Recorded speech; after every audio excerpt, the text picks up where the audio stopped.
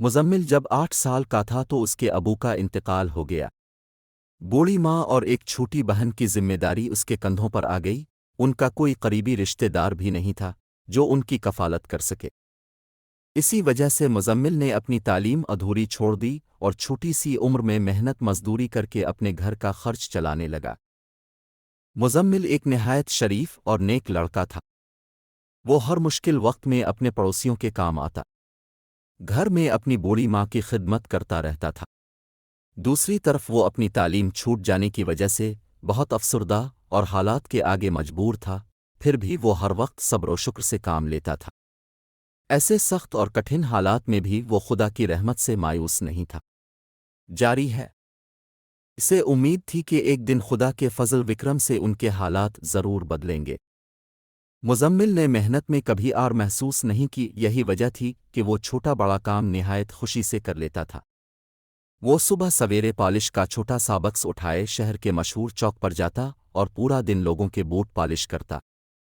اس طرح وہ اتنے پیسے کما لیتا تھا جس سے اس کے گھر کا خرچ پورا ہو جاتا تھا۔ شام کو جب تھکا ہارا واپس آتا تھا تب وہ اپنی ماں کی دعائیں لیتا، جس سے اس کی پورے دن کی تھکن دور ہو جاتی تھی۔ غربت کے باوجود مزمل اپنی حیثیت کے مطابق غریب اور نادار لوگوں کی مدد کرتا رہتا تھا۔ آج مزمل کے پاس گاہکوں کا بڑا رش تھا کہ اچانک ایک کار اس کے پاس آ کر رکی۔ ایک سیٹھ کار میں سے اترا اور سیدھا مزمل کے پاس آیا۔ لڑکے، جلدی سے میرے بوٹ پالش کر دو۔ مزمل نے بھی جلدی جلدی اس کے بوٹ چمکا دیے تو سیٹھ نے بٹوے میں سے رقم نکال کر رمزل کو ہاتھ میں دینے کے بجائے نیچے زمین پر پھینک دی اور بڑے غرور سے بولا، لڑکے، الفاتحہ، اپنی مزدوری۔ مزمل نے بڑے اعتماد سے کہا، سیٹھ صاحب، میں نیچے پھینکی ہوئی چیزیں نہیں الفاتحہ۔ اگر مزدوری دینی ہے تو وزت سے ہاتھ میں کیوں نہیں دیتے؟ شاید اپنے یہ حدیث نہیں سنی کہ مزدور خدا کا دوست ہوتا ہے۔ سیٹھ صاحب، ہماری بھی عزت ہے۔ کیا ہوا جو ہم غریب ہیں؟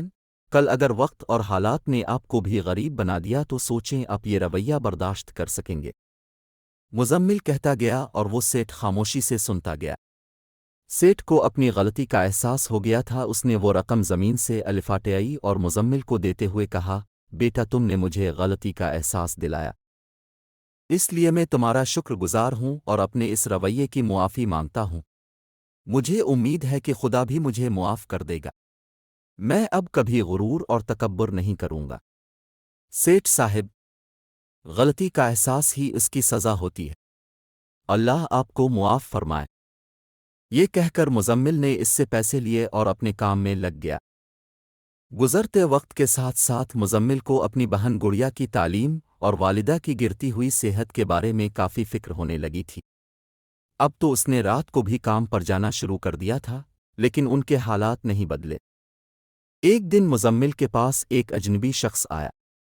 وہ کافی جلدی میں دکھائی دے رہا تھا۔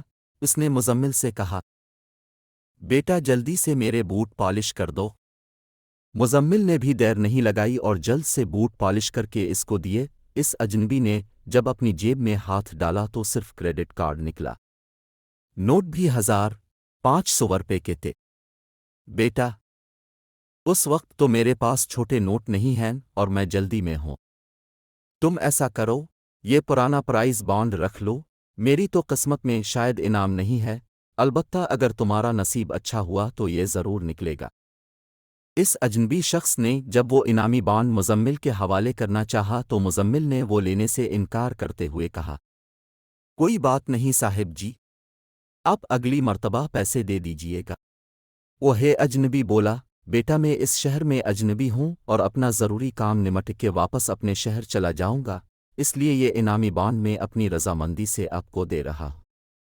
اب اسے میری طرف سے تحفہ سمجھ کر رکھ لو۔ اس اجنبی کے بے حد اصرار مزمل نے وہ پرائز بانڈ اپنے پاس رکھ لیا اور تھوڑی دیر بعد وہ اجنبی بھیڑ میں کہیں غائب ہو گیا۔ وقت تیزی سے گزرتا گیا۔